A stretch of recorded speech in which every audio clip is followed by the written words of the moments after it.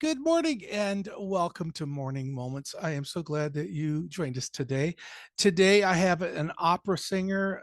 She's a mezzo soprano, and it's a pleasure to bring her to Morning Moments. Hannah Magnelli. Welcome to Morning Moments. Thank you for having me. And you could tell I'm not Italian by the way I pronounce that, I'm sure. uh, so, but Hannah, thank you for joining us today. And you're in Virginia, or you also grew up in Virginia, not too far, Virginia Beach and Richmond, and where you're at today. People from the Commonwealth. It's nice to have folks from Virginia. Tell us a little bit about what do you do and why do you do it? So I am a classically trained mezzo soprano. I've been in the world of music pretty much most of my life. I would sing in church, at school, and went to school for music. And ever since then, I've been doing internships. I've been doing different training programs and performances, recordings. And it's just been it kind of got me into the operatic scene from university. And on the side, I also work as kind of my balancing act job is I am a Spanish English medical interpreter. Oh. So I work as a contractor doing that, and different doctor appointments and things like that for Spanish speakers. And that's what we were talking. I was telling her I was a nurse, and she says she's been involved in some of the working with the psychiatric patients. I have, Sometimes is a translator. Yeah, yes. so good. So, why do you do it? Tell me why that's such a passion of yours. It's just I've always felt called to music. It's something that God has given me this gift, and I want to share it with the world. He gave me this talent for a reason, and I enjoy it. I'm passionate about it. I'm good at it. So I want to share that. And he gave this to me. I enjoy it, so why not? Yeah, and it's brought you not only here, but I saw that you get some European tours as well. Is that correct? I have trained and interned in Europe. I interned with Daniel Barenboim in the West-Eastern Divan Orchestra, with Sebastian Weigle at the Gran Teatro del Liceu in Barcelona. And I've trained with some coaches and teachers in Germany, and so I have a lot of connections in Europe specifically. And so it's been a lot of fun, a good experience. Good. And what what have you learned about following your plan, following your purpose when you look at these different opportunities? Is there anything that helps guide you into where to go? Um, Regarding where to go with my life or with my music, Yes. I mean, I pray daily, Hmm. and ask God to help me wherever I'm supposed to be, to help me throughout my day, and just before everything, before I perform. um and I mean, he's brought me here, Hmm. and so I know I am where I'm supposed to be. It's and I find a lot of times people with uh, are searching. What would you tell folks who are searching for their plan, their purpose, um, uh, be it music or whatever? What lessons have you learned along the way? um I would say that sometimes try not to control your life too much. Just kind of I would say open up yourself to God's will and what he has planned for you, because of course we have free will. We were given free will. We don't have to listen to him because of that. But if you kind of step back and stop trying to control the situation and just let God work and be open and just pray, lead me where you want me to be, show me what you want me to do, Yeah. you know. I hear that's a common thread throughout. It doesn't matter who I'm talking to, a singer, music, or movies or comedians or whoever it is. Right, There's a point when you have to surrender what right, you have and your talents and say, I'm all in, I surrender to you. It's no longer my career, but it's yours. And right. when you have that moment of surrender, it makes a big difference. When surrender is your reasonable service, you could expect great things from God. Hmm. And that's what you do, is just surrender. But it's not always to do when you can't see the next pathway that's set before you. Yeah. Yeah, definitely. And it can be hard to do because we as humans like to control the situation, and Yeah.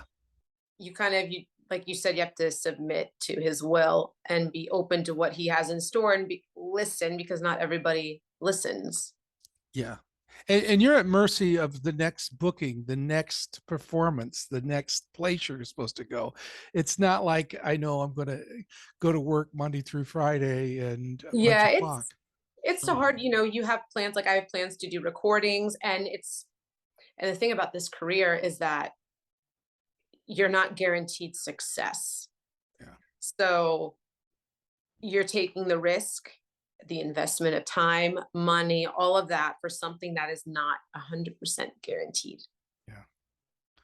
Boy, we all want the guarantee, don't we?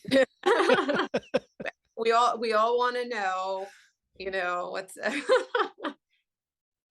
so yeah, it's definitely, you kind of have to have that faith and that trust that you're being pushed in the right direction.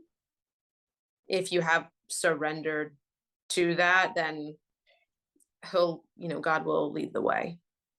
So if there's folks out there that's listening and says, I'm into music, what's the next step? What would you suggest for those that are young, that just starting out, to know whether that's for them or not? For those that are just starting out, I would say, first of all, I mean, it's a wonderful career as somebody who loves music, but at the same time, you're going to have to realize that it's an investment. It is going to cost money. It's going to be an investment of your time. You're not going to go into it making all of this money. It's not like becoming a doctor or a lawyer, and success can happen if you work at it, but it takes, unless you get instant fame or have these great connections or something like that, you're going to have to work for it because it's very competitive, and you're going to need to be determined, motivated, and stick with it. Is that if that is something you really want to do as your main career and not just as a hobby that you do on the side. Yeah. There's certainly a commitment to it. It's to get it at the level where it's going to be supportive of you, right? Right. I mean, there are people that get it easily. They make it very easily with success, but that's not most of the population. Yeah. Yeah. So you have to work at it, and it is very competitive. But if you love it, then if God has given you a gift and you have a passion for it and you feel called to share that with the world, then go for it. What lessons have you learned along the way in the last few years, as rough as we've all had it? We had no concerts, no travel, and now getting back in the swing of things. What lessons have you learned through that? Um, I guess through all of that, it's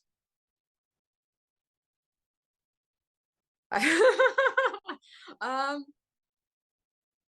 I guess, well, really during COVID, things were really on a pause. And um, as far as what I've learned, I don't know really how it made things different for me, other Mhm. than there's less work and things like that. But also, what was happened during the pandemic was you can do more online. Yeah. People were doing more auditions and performances, things like that online, which was more convenient for us because we didn't have to travel places to audition or perform. And it also gave you time to kind of sit back and reflect on what you're doing because you had more time. And are you doing the online auditioning now a little bit more than you used to? Or Um, I was right now I am doing more recordings. Mhm. You kind of going into some recording arts right now and trying, some different styles just to play around with it. So that's Y- what I'm doing now. I think the during the pandemic and the shutdown, I think it's all caused us to step back, no matter what you're doing, and say how can I rethink what we're doing, and the auditioning by uh, internet and virtual recordings now. Mhm. It's just really changed not only your industry but everything Yeah. in the way that we do things. And I think there's can be some good things that came out of that as well. Yeah. No, it was definitely a good time to reflect on what you're doing, who you are, what do you want? Um, because sometimes our lives were so busy doing this, that, and that if you take a step back and you think about it, you can kind of see things in a different light. Yeah, Yeah. absolutely. Well, Hannah, I want to thank you for sharing your heart, sharing what, give us a little insight what it's like to do what you're doing. And uh, it's been such a great experience to be able to hear the different sides from different people who not only I've had people on who sing rap and those who sing country western and those sing Mhm. gospel and quartet, southern gospel quartet Mhm. and opera, but it all boils down to the love of music and to Right. be able to share your gifts the way that God intended you. Thank you so much for sharing with us today. Yeah, no, definitely. Thank you. As we close morning moments today, I'm going to ask everyone to do what I always ask. As soon as this interview is over, I want you to take a few moments and pray for Hannah. Pray that God would continue to bless her and provide for her the right place at the right time, and the peace that she needs to continue her journey to bring music to not only to the United States but to the world. Thank you, Hannah, for sharing your heart today. No, definitely. Thank you. And thank you, everyone, for the prayers. I appreciate it. You're welcome. Thank you for joining us for Morning Moments. And if you would keep coming back, and may God richly bless you.